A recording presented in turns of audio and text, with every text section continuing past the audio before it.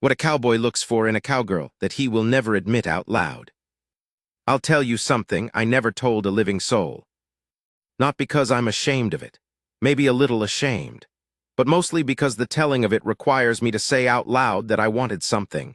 And a man like me, the kind that grew up in the dust of other people's ambitions and learned early on to stay quiet about his own, doesn't come easy to that kind of admission.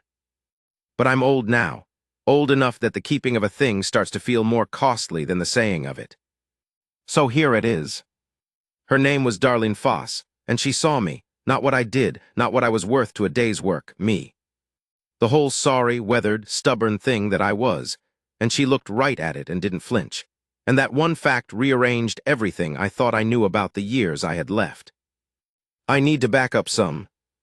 I was 61 years old the summer I took the job at the Foss place. Didn't want the job, if I'm honest. I'd been working cattle since I was 14, 47 years of it, and there are parts of you that go silent after that long. Not broken. Silent. Like a hinge that's been worked so many times it doesn't squeak anymore, just opens and closes, and you don't think about it because it's just what it does. I'd spent the better part of 30 years on the Hadley spread over near Clarendon. Good outfit, honest pay. The Hadleys weren't warm people, but they were fair, and fair is worth a lot more than warm when the temperature drops and the work still has to get done. I knew every rock on that land, every low spot that flooded, every fence post that leaned and why. I knew which horses spooked at shadows, and which ones you could fire a rifle off of without them so much as lifting their heads. Then Dale Hadley had a stroke and his son came out from Dallas and sold the place in 3 weeks flat. Just like that. 47 years of knowing a piece of land, and 3 weeks was all it took to make that knowledge worthless. I wasn't bitter about it, or I tried not to be. The boy had his own life and he didn't owe me anything. He cut me a check that was more than fair and shook my hand and said his daddy always spoke well of me, which I appreciated, even if I suspected it wasn't quite true. Dale Hadley spoke well of very few people, and I'd heard him call me a mule-headed old fool more than once, which was fair enough and not unkind, the way he meant it. So I had some money, and I had my truck, and I had my horse, a gray quarter horse named Cooter that I'd raised from a foal, and that was the one living thing in the world that genuinely seemed glad to see me every morning. I spent the better part of 6 months doing short stints here and there, filling in, covering for somebody's regular man who'd broken a leg or gone to see his family. That kind of work. It's not bad work, but it's lonely in a particular way, not the loneliness of being by yourself, which I'd made my peace with years ago, but the loneliness of being temporarily necessary and permanently interchangeable.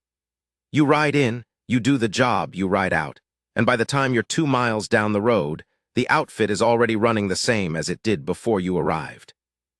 I was passing through Donley County on my way from nowhere specific to nowhere specific when I stopped at a diner in a town so small it didn't even have a stoplight.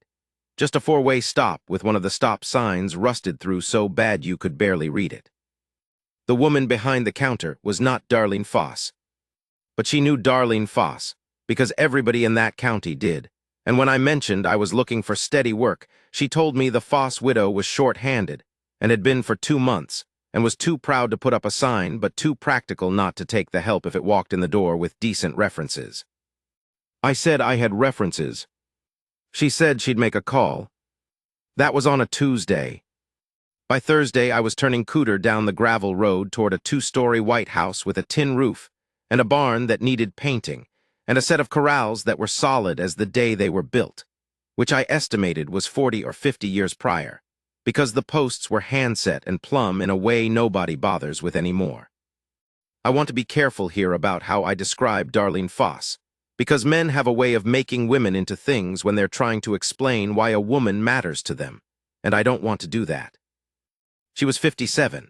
She'd been ranching this land for 30 years, the first 10 of it alongside her husband, Roy, who died of a heart attack out on the south pasture on a Wednesday morning when he was 62, and the cattle still needed moving, and Darlene moved them herself before she drove to town to report it. I heard that story from the same woman at the diner, who told it the way you tell a story about someone you admire whether you'd admit that word or not. She was medium height, brown hair going gray at the temples that she pulled back every morning in a way that was not a style but a decision. Get it out of my face, I've got work to do. Her hands were the hands of a person who had used them every day of her life. Not rough for the sake of being rough, just honest. There was a scar along the outside of her right forearm she got from a length of barbed wire in 1998, and she did not tell me that story herself. I noticed the scar and didn't ask, and she didn't offer, which told me everything I needed to know about how she handled certain kinds of questions. She wore boots that were not decorative. That's the fastest way I know to tell you something true about a person, whether their boots are for working or for being seen in. Hers were for working. They were also the right boots for the terrain, and she'd resoled them twice because she knew her own land and knew what it asked of footwear. I liked her immediately, which for me is not common. Usually I take 3 or 4 weeks to form an opinion on a person because the early version of most people is not the true version. But there was nothing performed about Darlene Foss. What you got in the first 5 minutes was what you got in the 5th month. The first thing she said to me, after we shook hands and she looked at me with a directness that I noticed and then pretended not to notice, was, "You look like you've been at this a while." I said I had 47 years on cattle.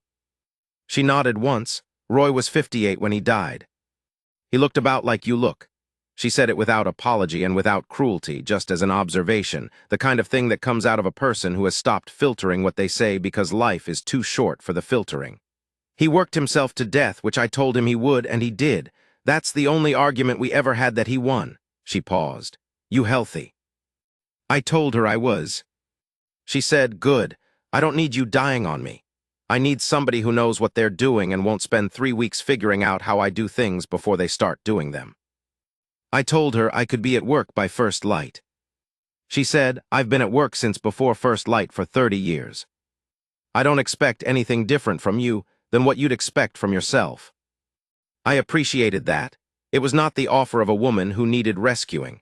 It was the offer of a woman who needed a partner in the work. There's a difference, and you'd be surprised how seldom you find the second kind. The land was good land. Hard land the way all good land in that country is hard. The creek that ran along the south end went dry 2 months out of every summer. The soil was more caliche than topsoil in the north pastures, and the mesquite was the kind of ongoing argument that you could fight all your life and never win, and you'd be a fool to stop fighting. But good land.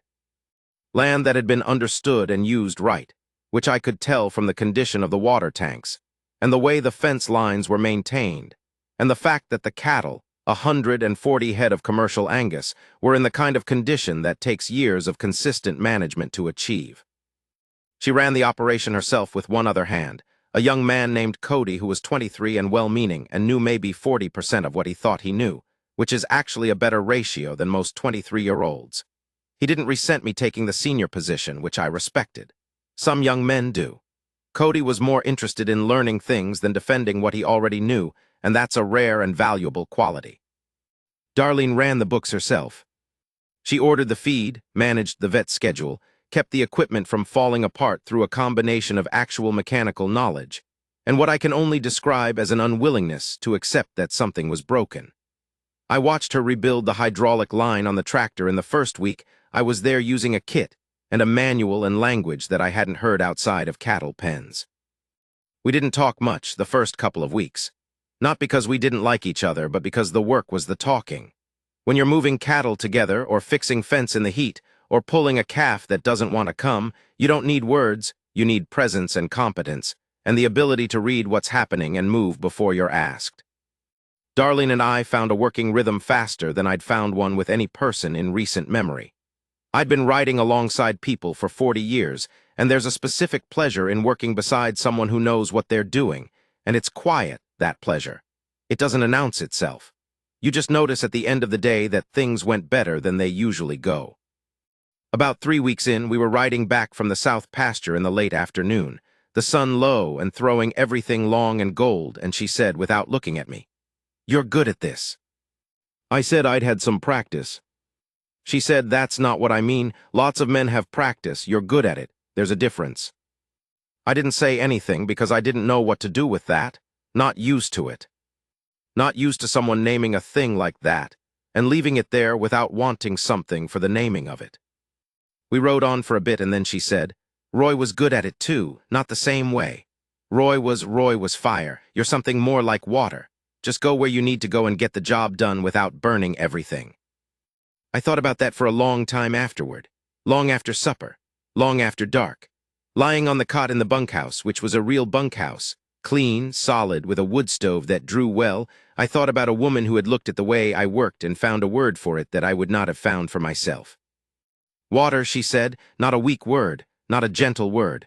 A word about what a thing does when you put it in a system, it finds the way. I should tell you what I was carrying when I showed up at Darlene Foss's gate, because it matters. I'd been married once, 20 years back. Her name was Carolyn, and she was a good woman, and we were poorly matched, and we both knew it about 5 years in and spent another 6 years pretending we didn't, and then another 4 years being quietly miserable about it before we sat down one night and agreed that what we'd built together wasn't worth the cost of keeping it up. She remarried. She's happy now, I think. I hope so. We don't talk. We didn't have children. That was not a decision, but a fact. The kind of fact that arrives by degrees and that you accept the way you accept weather. You didn't choose it. You didn't prevent it. And eventually you stop explaining it to people because the explaining never makes them understand it any better, and it costs you something every time. So I had no family to speak of. I had Cooter. I had a good saddle. I had a sense of how most situations were going to go before they went that way, which is a form of intelligence that doesn't impress anyone at a dinner party but saves you a lot of grief on a working ranch. And I had buried somewhere I hadn't visited in a long time the memory of what it felt like to matter to another person. Not to be useful to them, not to be depended on, to matter. The thing underneath the function of you, the specific gravity of who you are. I had written that off, not dramatically, not with a particular decision, just over time the way you write off a pasture that's been eaten down to nothing. You fence it off, you let it go, there's other ground to work. That's where I was when I pulled down Darlene Foss's gravel road. September came in dry. The creek was still running, but low, maybe 8 inches of moving water in a bed that wanted 2 feet of it. And the cattle were using the tanks more than they should have been for that time of year. Darlene and I spent a week clearing the windmills on the north end, 2 of which had thrown blades and 1 of which hadn't been right since Roy last touched it. And when we got all 3 running properly, the tank level came back up inside of 4 days. Which is the satisfaction of a thing done correctly expressing itself in water level. The evenings got cooler. I took to sitting on the porch of the bunkhouse in the hour before dark, which was a habit I'd had for years, the day unwinding in the cooler air, the light going out of things slowly. Darlene's porch was maybe 60 feet from mine. Some evenings I could see her light on in the kitchen. Occasionally I could hear her moving around. One evening she brought a cup of coffee and sat down on the step of the bunkhouse without being invited, which would have bothered me from most people and didn't bother me from her. We sat for a while without talking. Then she said, "What do you think of the north pasture grass?" Honest answer.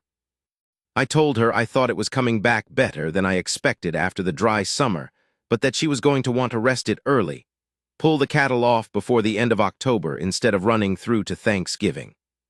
She nodded. "That's what I thought." "Then why'd you ask me?" She looked over at me with an expression I couldn't read entirely. "Because I wanted to know if you saw it the same way." I let that sit. "Roy," she said after a while, "Roy made every decision himself. Not because he was arrogant, because he trusted himself and he just didn't think about asking, and he was usually right. But there were times," she stopped. "Never mind." I waited. There were times I saw something he didn't see and he'd make the wrong call and I knew he'd made the wrong call and it was done. And then the next time I'd see the thing I'd think, should I say it this time? And sometimes I did and sometimes I didn't. And I thought about that a lot after he was gone. Whether it mattered the times I said it and the times I didn't. She paused. It mattered, I know that now. I said, "You've been running this place alone for 6 years, and it looks like it's been well run." She said, "It has been. But there's a difference between running a thing well and running it right." She looked out at the pasture. "A thing can be well run and still be lonely." I said, "I know." She looked at me then, a quick look, like she hadn't expected me to say that. I hadn't expected to say it either. October arrived and we moved the cattle off the north pasture the way I'd suggested. And Darlene didn't say anything about it being my idea or her idea, just did it. Which is the mark of a person who cares more about the outcome than the credit for it. Cody left for 3 weeks in the middle of the month, to help his family with a harvest situation up in the Panhandle. And for those 3 weeks, it was just the two of us. I want to be accurate about what that was. It was not romantic, not at first. It was just the particular intensity of two people doing a great deal of work together with no one else around, and the ease that develops when you've been working alongside someone long enough that you know their rhythms and they know yours, and the days start to have a quality of fit. Like a gate that's been hung right. Opens smooth, closes solid, no gap in the latch. We had supper together most nights during that stretch, because there was no reason not to, and because Darlene cooked enough for two as a matter of habit that she'd apparently never unlearned after Roy died. The kitchen was warm, and she made coffee the way I preferred it without asking, which she determined from watching, and I noted that the same way I noted most things about her, quietly, without pointing to it. One night she put a pot of beans on the table and sat down and said, "Tell me about the Hadley place." So I told her, not everything but a lot of it. The land, the way the South Creek flooded every April and carved a new channel every few years so you were always patching in a different spot. The horses. Dale Hadley, who was not a warm man but who would not tolerate waste of any kind, including the waste of a man's capability, which meant that whatever you were good at, he used it. That had suited me fine. She listened without interrupting, which is rarer than it sounds. Most people listen at you while they're assembling what they're going to say. She actually listened. Looked at the table sometimes, or at her coffee, but in the way a person does when they're picturing the thing you're describing. When I finished, she said, 47 years, that's a long time to lose a place. I said it wasn't my place to lose. She said maybe not legally, but you know what I mean. I did know what she meant, I just hadn't heard anyone say it before. 6 years, I said, seems like long time to run a place alone. She said, I thought about selling. After Roy. A man from Amarillo offered me pretty good money and I spent a whole night thinking about it. Morning came and I fed the cattle and that was the end of thinking about it. I said because of Roy.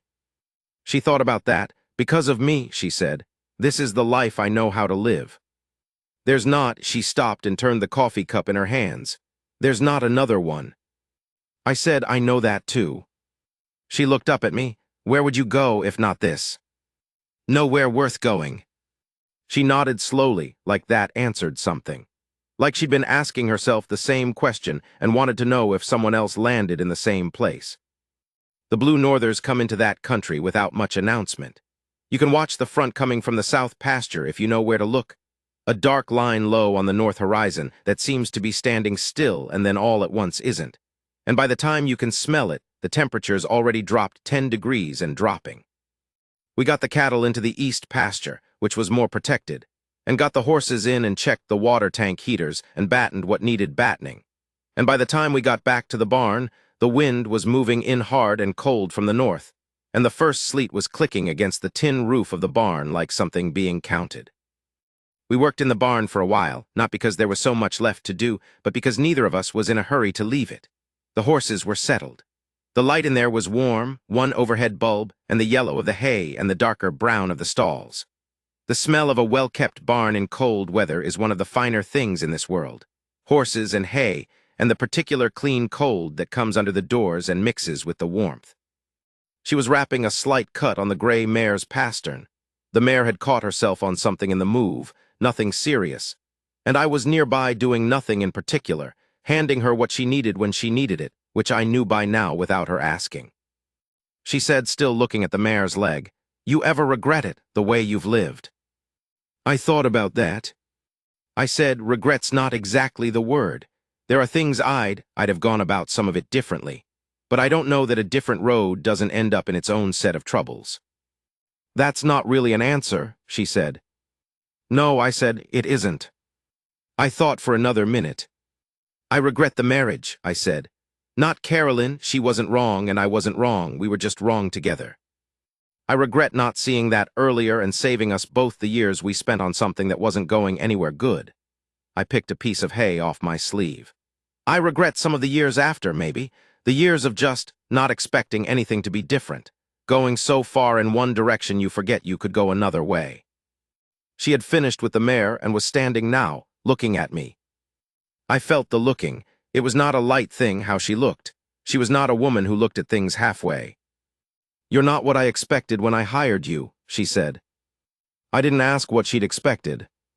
She said, "I expected a good hand, someone useful, I got that." She paused. "I didn't expect somebody I liked talking to." I said, "I'm better at cows than conversation." She almost smiled. "No, you're not." She went to the door and looked out at the sleet and the dark. "Come to the house for supper. It's too cold for you to sit over there alone." She didn't wait for an answer. November. There are things I want to say about November in that country, about the specific quality of the cold and the low light, and the way the mesquite looks with no leaves on it, like wiring. But I'm trying not to describe too much. This is a story about what happened, not a painting of the country it happened in, and I'll let you supply your own picture of November if you've spent any time in the Texas Panhandle. What I'll tell you is that November was the month I understood that I was in trouble. I don't mean trouble in a bad sense. I mean trouble in the sense of a thing you can't think your way out of or around. A thing that has happened in you before you noticed it happening, and now you're only locating the fact of it after the fact. I had started looking forward to things. This sounds simple. It is not simple, not for a man who had spent a long time in the business of making peace with not looking forward to things. The morning coffee, supper, the hour on the porch when we talked about the land or the cattle or sometimes nothing in particular. The days when a thing went wrong and we figured it out together, which had started to feel like its own kind of satisfaction that was different from figuring things out alone. I noticed what her mood was in the morning when she came out to feed. I noticed when something was weighing on her. I noticed the way she stood when she was pleased with how a day had gone, a kind of easiness in the shoulders, not relaxed exactly, just settled. I was, in short, paying attention to a woman in the way you only pay attention to a woman when you are gone on her. And I was gone on her. And I was 61 years old with no particular standing to be gone on anybody. And I decided the right thing to do was keep it to myself and let it be what it was. This is what I mean by what a cowboy looks for, and what he will never admit out loud. He looks for someone who sees him. Not his work, not his usefulness, not the category he falls into, old hand, good worker, reliable, but the person inside the category. The man who has a preference about which gate he goes through, and a reason for it. The man who had his heart broken in one specific way in a specific year, and hasn't taken it out to look at since. The man who knows something about water moving through a dry system, and finds that knowledge satisfying in a way he can't fully explain and doesn't try. He looks for a woman who is not afraid of her own strength, who doesn't apologize for knowing what she knows, who can sit in silence without filling it up with noise, and who can also, when she has something to say it directly, without softening it into something it isn't. He looks for someone he trusts, not the small trust of a business transaction. The larger trust, the trust that says, "What you see when you look at me is accurate, and what you see when you look at me you don't intend to use against me." He will never admit to looking for any of this because to admit to it is to admit to needing it. And needing things is for a man in his 60s an exposure that requires a level of courage he's not always sure he has. I had all of this in front of me, and I was keeping it to myself. The week before Thanksgiving, she asked me if I had anywhere to go. I said I didn't particularly. She said, "I don't do much. Just the two of us, Cody's going home, but I cook a real meal and I'd rather not do it for one." I said I'd be glad to. She said, "Good, and you can help. I'm not cooking for two people while one of them sits in a chair." The day itself was cold and clear. That hard November blue in the sky. We cooked in shifts. She had the turkey and the fixings, and I was put in charge of the cornbread, which I make a specific way that I learned from a cook on an outfit I worked when I was 22 and have not deviated from since. She watched me make it once, said nothing during the making, and then when it came out of the oven said, "That's right. That's the way it's supposed to look." Coming from her, that landed differently than it would have from most people. We ate at a table that was too big for two people, and that made the two of us feel like just enough. She'd put out the good dishes, which I noticed and didn't mention. The window was fogged from cooking, and the light was good. At one point she looked at me and said, "You ever think about what you're doing next, after here?" The question surprised me. Or maybe it didn't surprise me exactly, but it sharpened something I'd been keeping deliberately blunt. I said, "Not much." She said, "I think about it." I waited. She said, "About what happens to this place when I'm gone, about—" She stopped. I think about what I'm doing going forward, not the work, the other part. I said, darling. She looked at me. I said, I'm not going anywhere. If that's part of what you're thinking about, I'm not looking for the next thing. She held that for a moment. That's a cowhand saying he's happy with his job. That's a man telling you he found somewhere he wants to be. A long moment.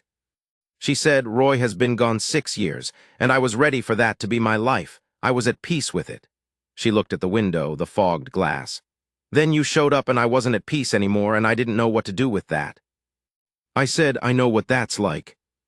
She said, I figured you might. We sat there with the plates between us and the lamp going, and the cold pressed up against the glass outside, and she said, after a while, I want to tell you something, and I want you to let me say it all the way through without stopping me. I said, all right. She said, when Roy died, I had people tell me I was strong. Everybody told me how strong I was, and I was, but being strong is not the same thing as being sufficient, and I was sufficient. I ran this place and I kept it and I fed the cattle and I paid the bills and I was sufficient for everything that needed doing. And at the end of every day I went in that house alone and there was nothing wrong with that. I want to be clear, there was nothing wrong with that. It was a good life and I was grateful for it. She paused. But there's a difference between a good life and a full one. And I'd stopped thinking about the difference because thinking about the difference hurts, and there's no point in pain you can't do anything about. I waited. She had told me not to stop her. You came down that road in June, she said, and you got out of that truck and you looked at the corrals the way someone looks at a thing they understand, and I thought, there's somebody who is not trying to seem like something. And that, I don't know what I thought. I didn't let myself think very far. She looked at me then, directly, the way she looked at everything. But I've been thinking for 6 months, and I think I have to say it plainly, or I'm going to spend the rest of the winter pretending I don't feel what I feel, and I am too old for that kind of waste. She said, I see you, not the work, not what you do for this place. You, what you are, the kind of man you are. And I trust you, and I like you, and I think you are worth more than the life you've settled for, and I want. She stopped, took a breath. I want to know if there's more here, she said. For both of us. If this, she gestured between us, is a thing or not. And if it is, I would like to stop pretending it isn't because I am 57 years old and I do not have the patience for pretending anymore. The room was very quiet. I had been on the other side of a moment like this once before in my life, 30-something years ago, and I had not known what to do with it, and I had blundered it in a way that cost me and the woman in question both. That is the price of being young and confused and unable to say the true thing without the armor of irony around it. I was 61 now, and I was not confused. I said, I got off that road in June, and I have been trying to figure out the right way to say something to you since approximately August. She let out a breath that was almost a laugh. I said, I am not a man who has a lot of I don't talk about myself, not because there's nothing to say, but because I'd stopped thinking anyone wanted to hear it. I looked at my hands on the table. You asked me things, what I thought, what I saw, what I regretted, and you actually wanted to know, not to have something to say back, just wanted to know. I looked up at her. I haven't had that in a long time, might not have had it ever at that level. She said, I know what you're worth. I knew it by July. I've been trying to figure out what you do with that when the person doesn't seem to know it themselves. I said, I knew some of it, not all of it. You know it now. I'm getting there. She stood up from the table and came around to where I was sitting and stood beside me and put her hand on my shoulder.